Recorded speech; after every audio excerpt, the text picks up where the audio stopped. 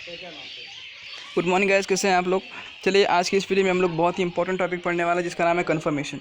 Conformation के बारे में मैंने आप लोग को इससे पहले बताया था क्लास में कि कन्फर्मेशन का मतलब होता है हम लोग ये देखते हैं कि कार्बन और हाइड्रोजन की पोजीशन कैसी है, उनके बीच में अट्रैक्शन है, कितना रिपल्शन है, कितने बॉन्ड एंगल से वो दूर हैं, कितना ज़्यादा स्टेबल हैं, कितने अनस्टेबल हैं। ये सारी बातों को हम लोग कन्फर्मेशन में पढ़ते हैं गाइस, ठीक है।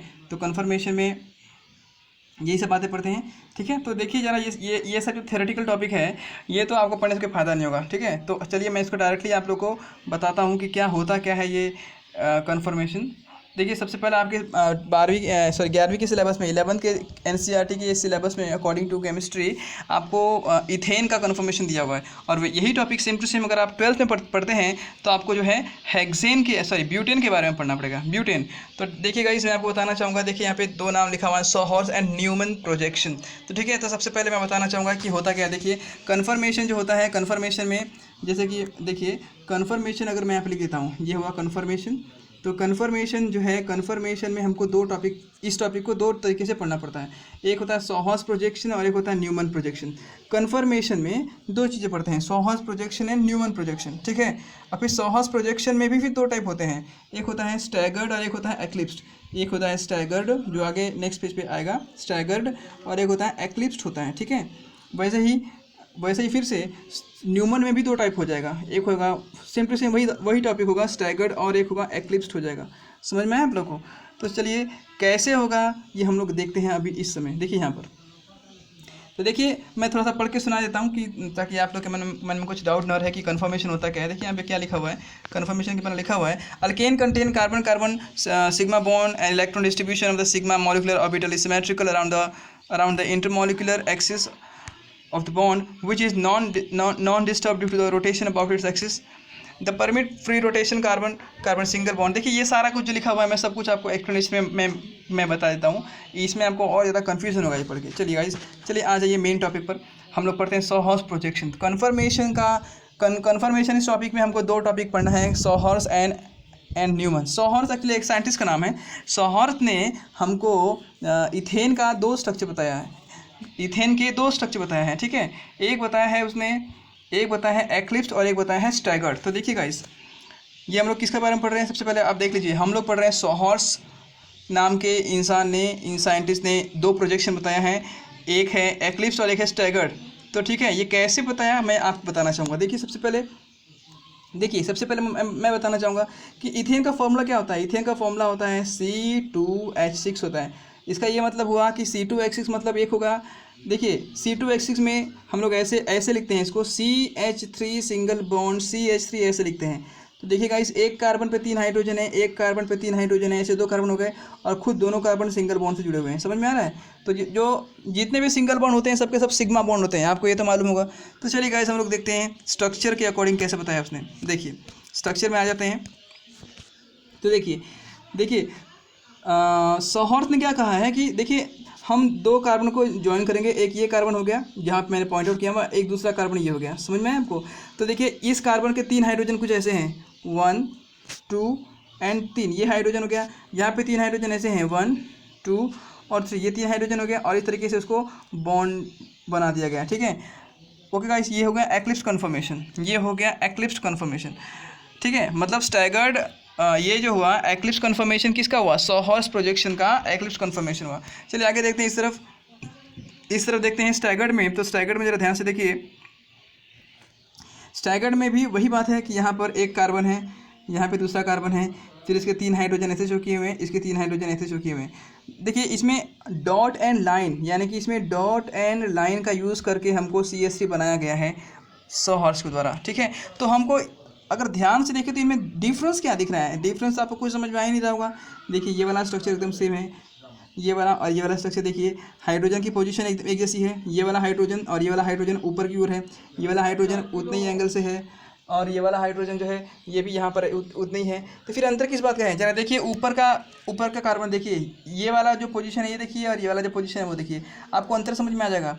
देखिए स्टैगर्ड में क्या है कि तीनों हाइड्रोजन का बॉन्ड एंगल बहुत ही डिफरेंट है, यानी कि इन तीनों इन तीनों हाइड्रोजन के बीच में डिस्टेंस बहुत ज़्यादा है स्टैगर्ड में, मगर इन तीनों हाइड्रोजन के बीच में अगर देखा जाए 3 डायमेंशनली तो इन तीनों के बीच में डिस्टेंस उतना क्लियर नहीं है, मतलब डिस्टेंस उतना ज़्यादा नहीं है।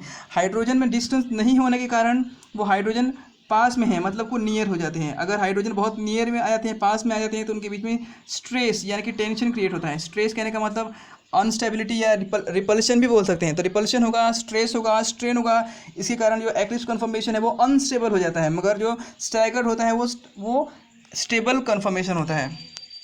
ठीक है, याद रखने के लिए बताना चाहूँगा, S for stable, S for staggered. ये स्टेबल कन्फर्मेशन होता है क्योंकि हाइड्रोजन का एक दूसरे से डिस्टेंस बहुत ज़्यादा होता है। समझ में आ गया? अच्छा ठीक है, अब एक बात और सुन लीजिए कि अगर इसमें स्टेबिलिटी है, इसका मतलब है कि इसके अंदर एनर्जी की वैल्यू कम हो जाएगी। एनर्जी की वैल्यू किस में कम होगी? स्टैगर्ड में कम होगी, और वही एनर्जी की वैल्यू एक्लिप्स में ज़्यादा होगी। समझ में आ गया आप लोगों को? तो चलिए, ये जो हम लोगों ने पढ़ा वो हॉर्स के बारे में पढ़ लिया। चलिए हम लोग आगे देखते हैं थोड़ा सा।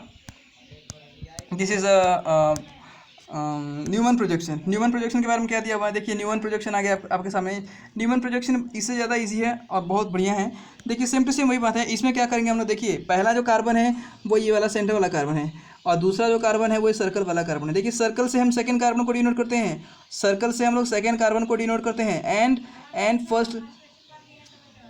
फर्स्ट कार्बन से हम लोग फर्स्ट कार्बन को हम लोग डॉट से रिप्रेजेंट करते हैं। ठीक है, ओके। तो चलिए देखिए, जो पहला वाला जो कार्बन है, यानी कि जो डॉट वाला जो कार्बन है उसका हाइड्रोजन ये हो गया एक। जो ब्लैक लाइन जो है वो पहले वाले कार्बन के हाइड्रोजन है, ठीक है। और जो ब्लू वाला जो लाइन है वो सेकेंड वाले कार्बन के हाइड्रोजन हो गए। एक ये हो गया, एक ये हो गया, और एक ये हो गया। इस तरीके से देखिए उसमें CH3 को जोड़ा हुआ है, ठीक है। तो इस तरीके से ये एक्लिप्स कन्फर्मेशन हुआ। एक्लिप्स आपको समझ में आ रहा है? एक्लिप्स कहने का मतलब है कि देखिए, दोनों हाइड्रोजन आसपास ही हैं, दोनों हाइड्रोजन आसपास है, मतलब कि फर्स्ट ये वाले दोनों हाइड्रोजन आसपास हैं, ये वाले दोनों हाइड्रोजन आसपास हैं, ये दोनों हाइड्रोजन आसपास हैं। अगर हाइड्रोजन आसपास होंगे तो डेफिनेटली उनके बीच में रिपल्शन होगा, स्ट्रेस क्रिएट होगा, स्ट्रेन क्रिएट होगा, और ये एक दूसरे को रिपेल करेंगे। रिपेल करने के कारण क्या होगा कि इनमें अनस्टेबिलिटी बढ़ जाएगी। तो देखिए, मैं इसके लिए बताना चाहूँगा कि इसके लिए एनर्जी बहुत ज़्यादा होती है और स्टेबिलिटी उतनी ही कम होती है। किसकी बात कर रहा हूँ मैं बात कर रहा हूँ एक्लिप्स कन्फर्मेशन का, ठीक है। तो चलिए अब नेक्स्ट टॉपिक देखते हैं, स्टैगर्ड कन्फर्मेशन। स्टैगर्ड में क्या होगा? देखिए, स्टैगर्ड में फिर से ये हो गया पहला कार्बन, एक मिनट, ये हो गया, एक मिनट, जस्ट वेट। हाँ, अब यहाँ देखिए, यहाँ पर जो है, गॉड शिट, जस्ट वेट। हाँ, अब यहाँ देखिए, ये हो गया पहला कार्बन, ये हो गया दूसरा कार्बन जो सर्कल में बनाया हुआ है। देखिए, जो पहले कार्बन का हाइड्रोजन है वो ये हो गया, फिर उसका दूसरा हाइड्रोजन यहाँ पर हो गया, तीसरा हाइड्रोजन यहाँ पर हो गया।